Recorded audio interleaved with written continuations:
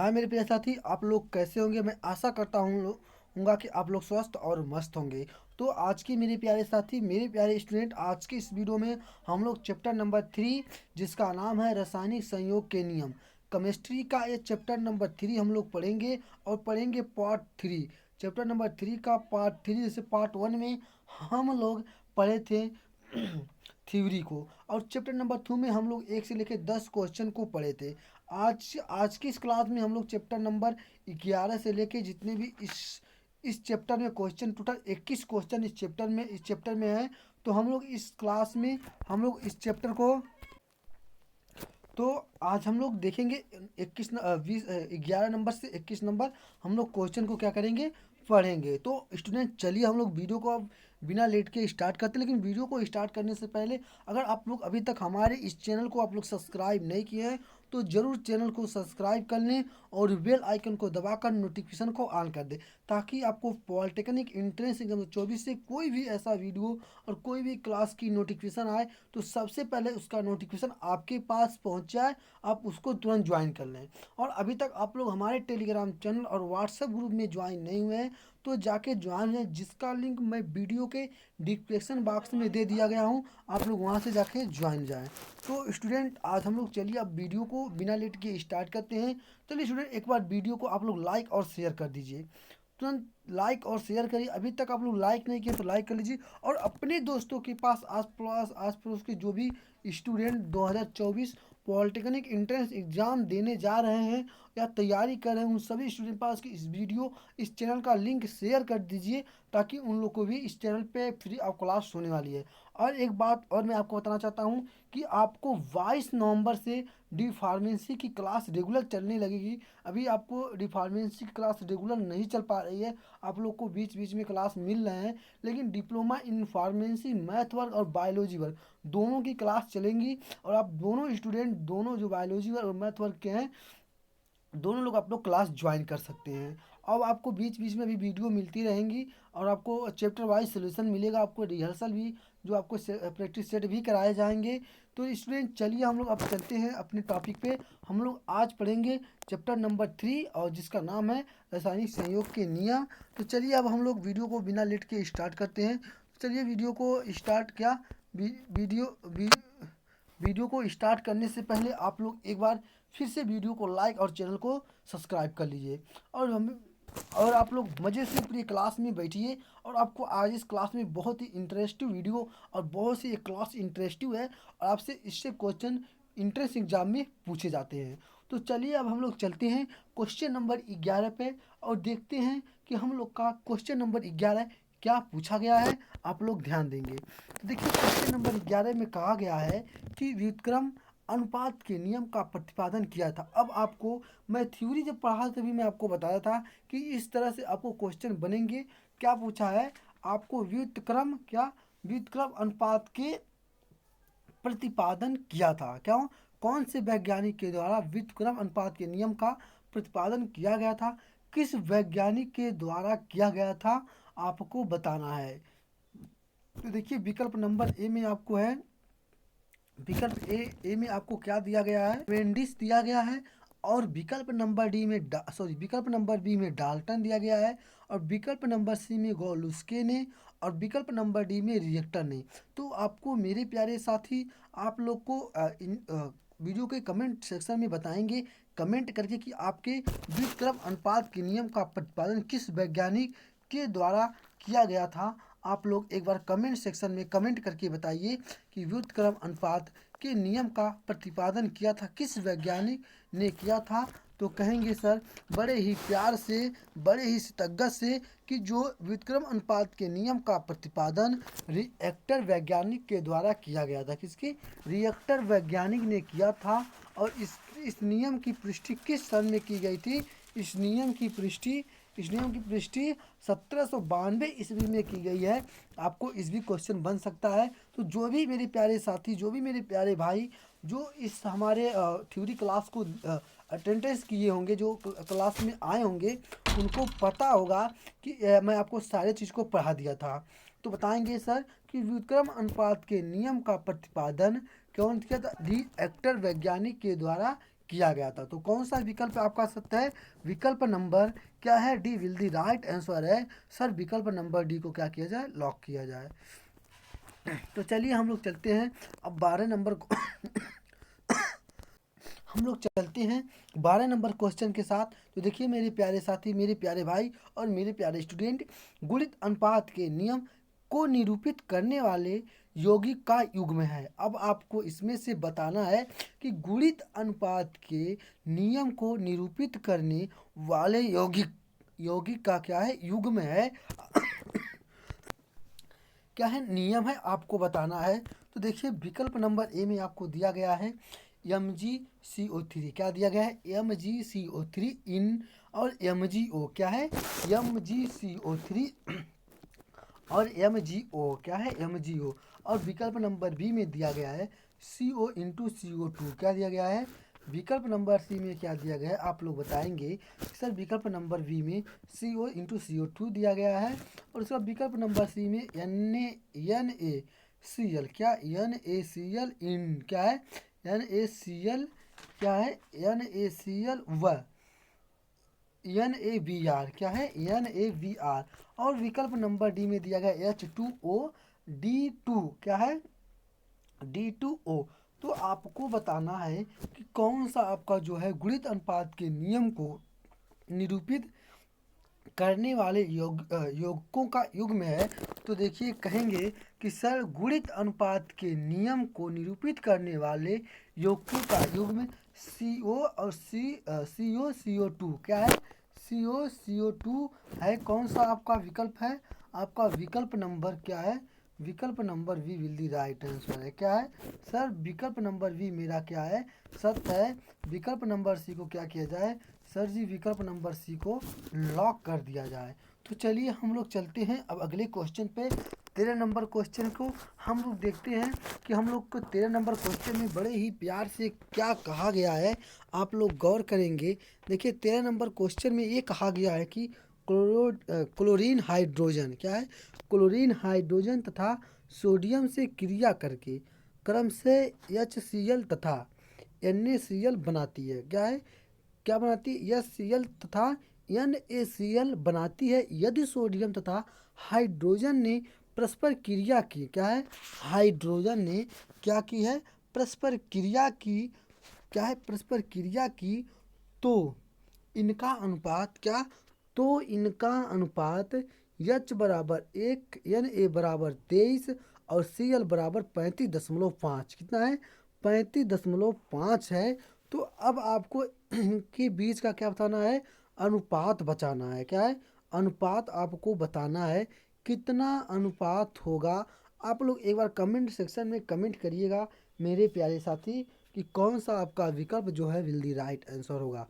तो देखिए chlorine hydrogen तथा सोडियम से क्रिया करने क्रम से HCl तथा NaCl बनाती है यदि सोडियम तथा हाइड्रोजन ने परस्पर क्रिया की। तो इनका अनुपात क्या होगा?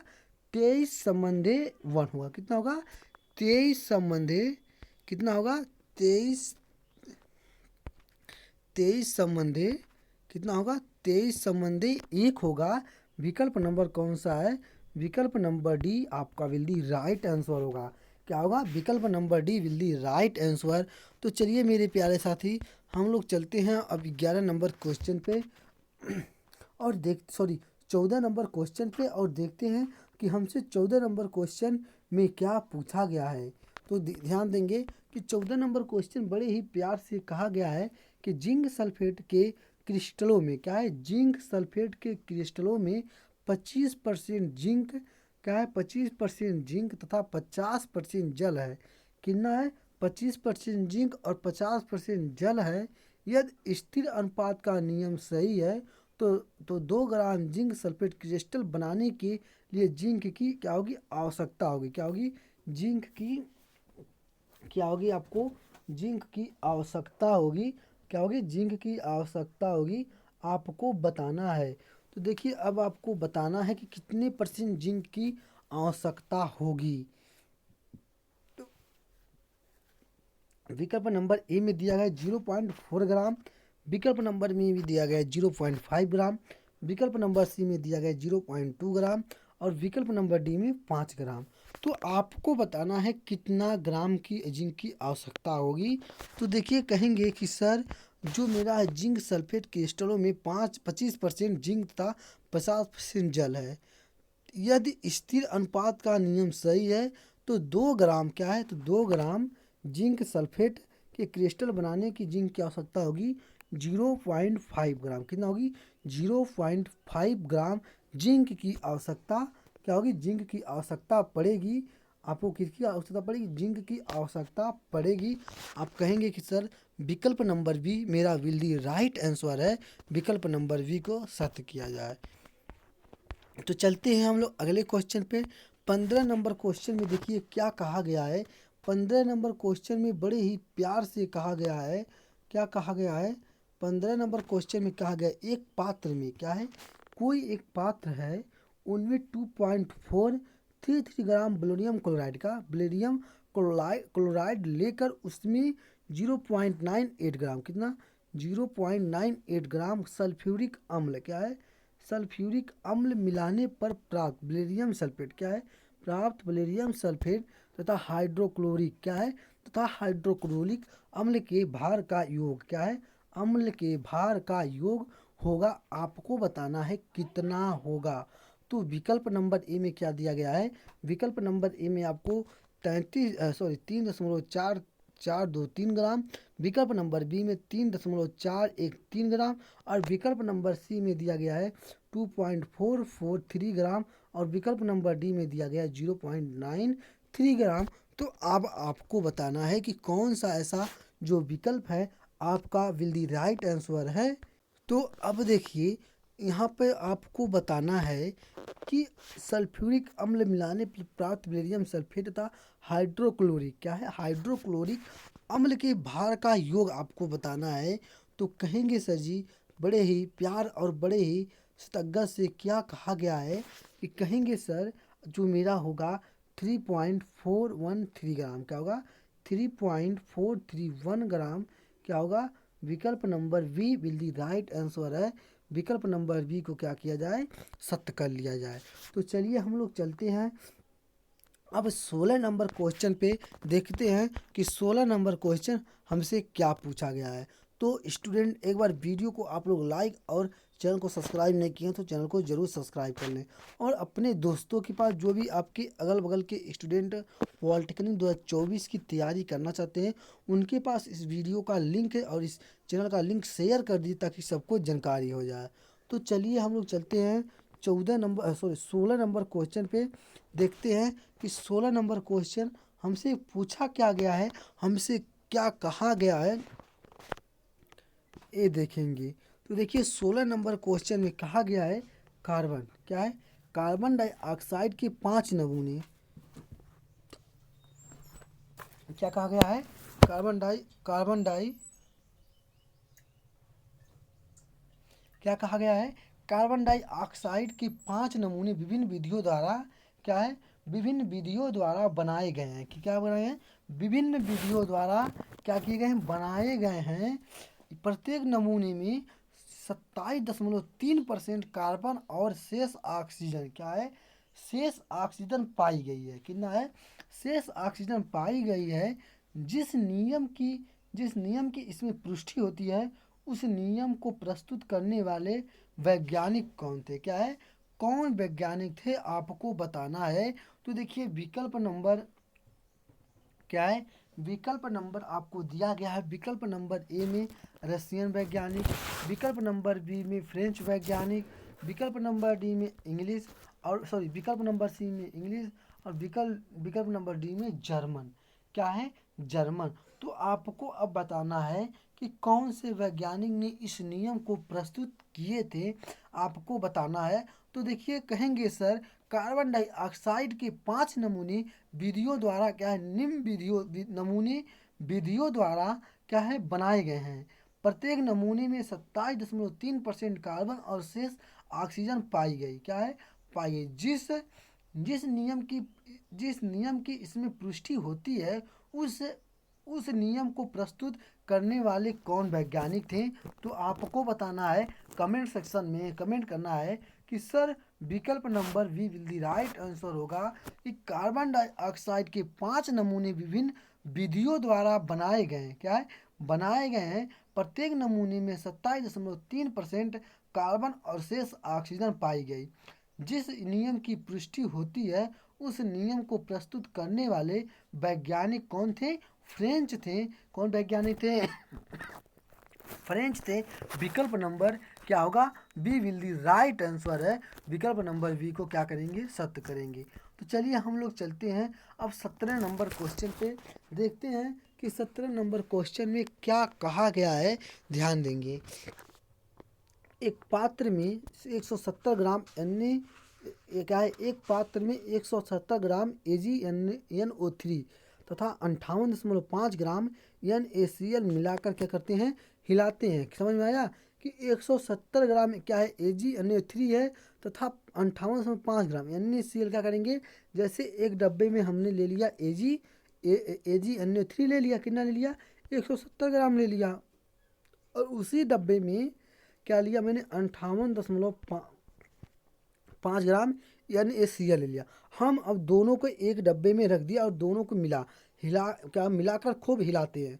जैसे मैंने आपको किसी चम्मच से उसे घोल देंगे, उसको खूब हिलाते हैं। रासायनिक अभिक्रिया से सिल्वर क्लोराइड क्या है? रासायनिक अभिक्रिया से सिल्वर क्लोराइड तथा सोडियम नाइट्रेट बनते हैं। क्या बनते हैं? सोडियम नाइट्रेट बनते हैं। अभिक्रिया के बाद कुल द्रव्यमान क्या है? अब आपको अभिक्रिया के बाद क्या करना है?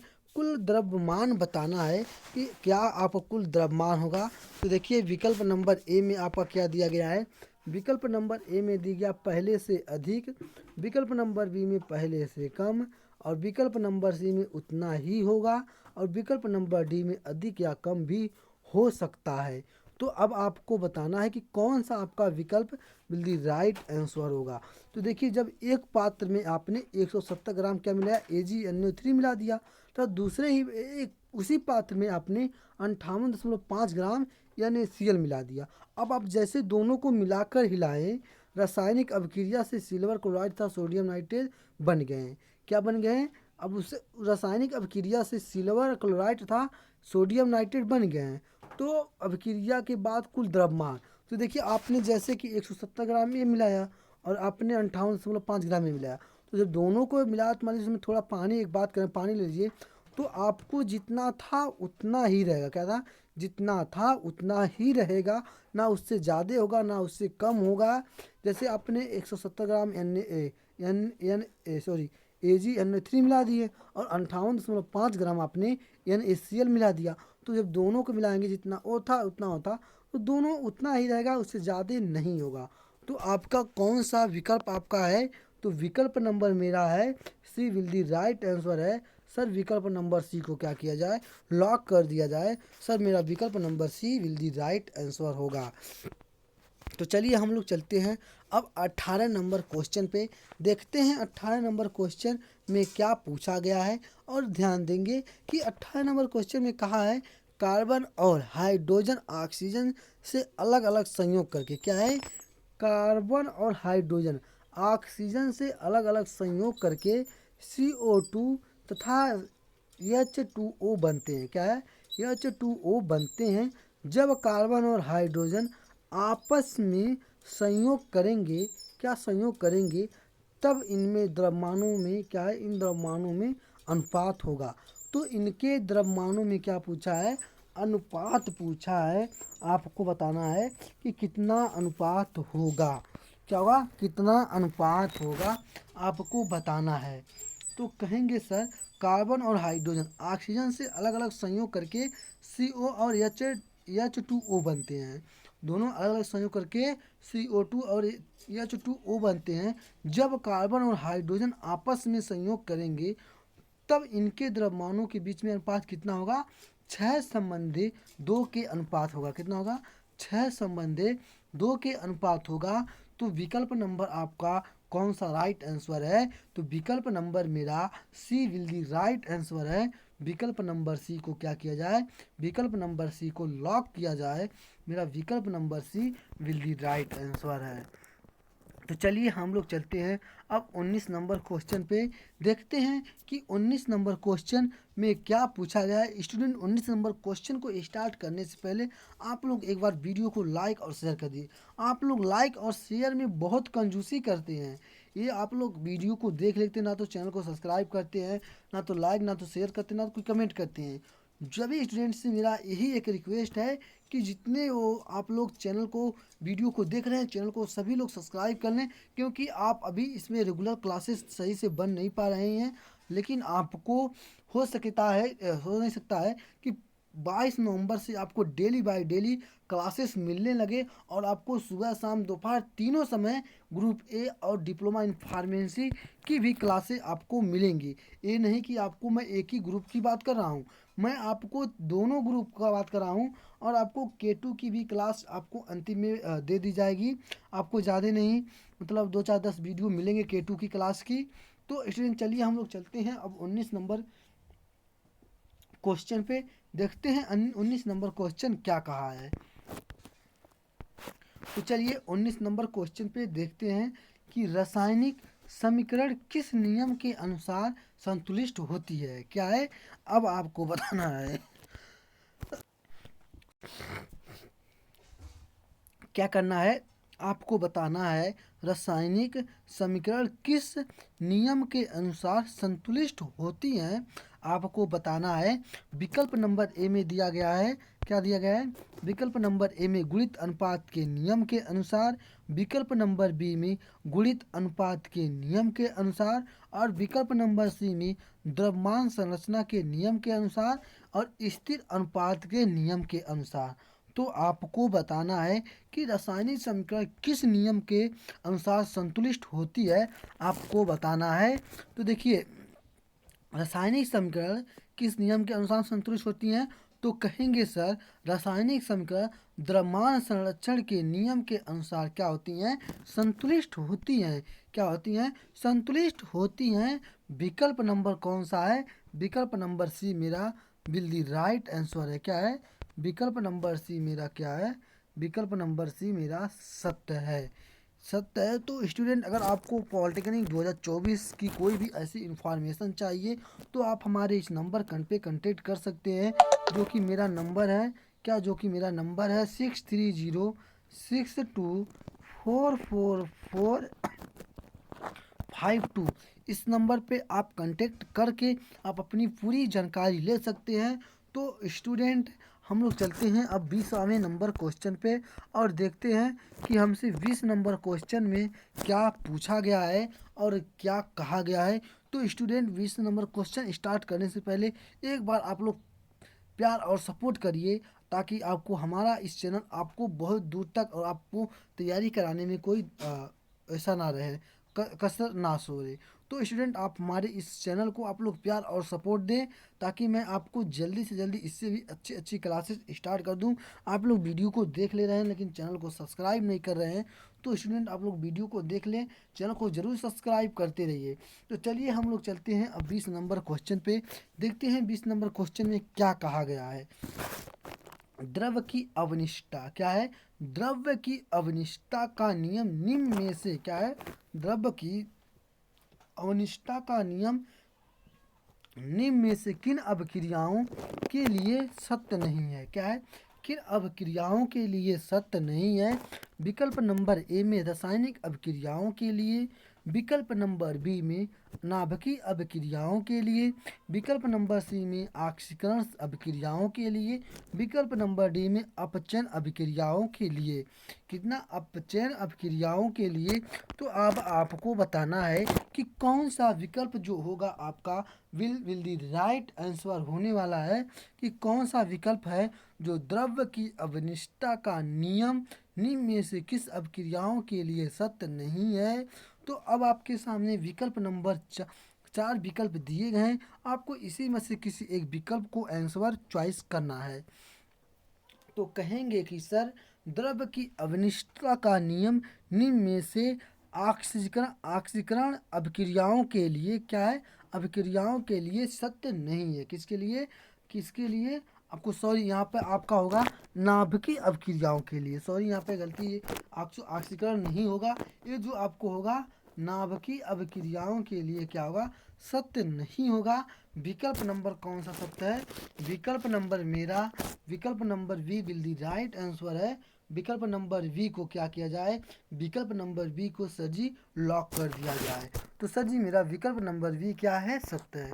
तो चलिए हम लोग चलते हैं और इस चैप्टर का ये अंतिम क्वेश्चन है, और हम लोग इस चैप्टर का जो मेरा चैप्टर नंबर 3 है, हम लोग का चैप्टर नंबर 3 समाप्त हो जाएगा। इस क्वेश्चन को हम लोग पढ़ लेंगे। तो स्टूडेंट आज के इस वीडियो में हम लोग चैप्टर नंबर 3 के 21 क्वेश्चन दिए गए थे, हम लोग 21 क्वेश्चन को पढ़ लिए हैं। तो चलिए देखते हैं 21 नंबर क्वेश्चन में क्या कहा गया है, इस पर ध्यान देंगे। किसी यौगिक को चाहे किसी भी विधि द्वारा बनाया जाए क्या कहा गया है, किसी भी यौगिक को चाहे किसी भी विधि द्वारा क्या हुआ बनाया जाए, उसमें उपस्थित अवयवी तत्वों का अनुपात क्या है, उसमें उपस्थित अवयवी तत्वों का अनुपात सदैव निश्चित रहता है। यह कथन किस वैज्ञानिक का क्या है, यह कथन किस वैज्ञानिक का है, आपको बताना है। अब आपके सामने 4 वैज्ञानिक का नाम दिया गया है, आपको बताना है कौन से वैज्ञानिक ने कथन सत्य होगा। तो देखिए आपको विकल्प नंबर ए में दिया गया है डाल्टन, विकल्प नंबर बी में दिया गया प्राउस्ट, विकल्प नंबर सी में दिया गया पाउली, विकल्प नंबर डी में दिया गया है लेवेसियो। तो आपको बताना है कि कौन सा जो आपका विकल्प होगा विल दी राइट आंसर होगा। तो देखिए अब आपको बताना है कि कौन सा विकल्प आपका विल दी राइट आंसर है। तो देखिए आपको एक बार क्वेश्चन को और पढ़ेंगे और आप लोग बताएंगे। देखिए एक बार मैं क्वेश्चन को और पढ़ रहा हूँ। क्वेश्चन नंबर 21 है, किसी यौगिक को चाहे किसी भी विधि द्वारा बनाया जाए, मतलब कोई भी यौगिक हो उसको किसी भी विधि द्वारा आप बनाएंगे, क्या किसी भी विधि द्वारा बनाएंगे, उसमें उपस्थित अवयवी क्या है, अवयवी तत्वों का अनुपात सदैव निश्चित रहता है। क्या है, तत्वों का अनुपात निश्चित रहता है। क्या है, निश्चित रहता है। यह कथन क्या किस वैज्ञानिक का है, क्या है, यह कथन किस वैज्ञानिक का है, आपको बताना है। क्या है, किस वैज्ञानिक का है, आपको बताना है। जैसे आपने बताएंगे कि यह कथन किस वैज्ञानिक का है, यह कथन प्राउस्ट ने, क्या है, प्राउस्ट वैज्ञानिक का है। किसका है, प्राउस्ट वैज्ञानिक का है, आपको बताना है। क्या है, प्राउस्ट वैज्ञानिक का है। तो मेरे प्यारे साथी हम लोग का इसी के साथ हम लोग जो चैप्टर नंबर 3 था केमिस्ट्री का हम लोग का समाप्त हो चुका है। अब हम लोग को टोटल 21 क्वेश्चन चैप्टर नंबर 3 में दिए गए थे, हम लोग क्वेश्चन नंबर 21 को पढ़ चुके स्टूडेंट। अब हम लोग चैप्टर नंबर 4 पे पढ़ेंगे, जिसका नाम है परमाणु की संरचना। क्या है, परमाणु की संरचना। परमाणु की संरचना को हम लोग इसमें कुछ इम्पॉर्टेंट क्वेश्चन है और कुछ इम्पॉर्टेंट थ्योरी हैं। तो सबसे पहले मैं आपको इसमें कुछ थ्योरियों को पढ़ाऊंगा। थ्योरी को पढ़ाने के बाद उसके बाद मैं आपको क्वेश्चन पे ले चलता हूँ। तो स्टूडेंट अब हम लोग चैप्टर नंबर 3 को यहीं पे एंड करते हैं। तो स्टूडेंट वीडियो को एंड करने से पहले आप लोग एक बार वीडियो को लाइक और शेयर कर दीजिए, और अभी तक चैनल को सब्सक्राइब नहीं किए हैं तो चैनल को सब्सक्राइब करके बेल आइकन को दबाकर नोटिफिकेशन को ऑन कर, ताकि आपको पॉलिटेक्निक या कोई भी ऐसे इंट्रेंस आपको वीडियो मिले सबसे पहले उसका लिंक आपके पास पहुंच जाए। तो स्टूडेंट बस इस वीडियो में इतने ही, हम अगले वीडियो में मिलते हैं, तब तक के लिए जय हिंद।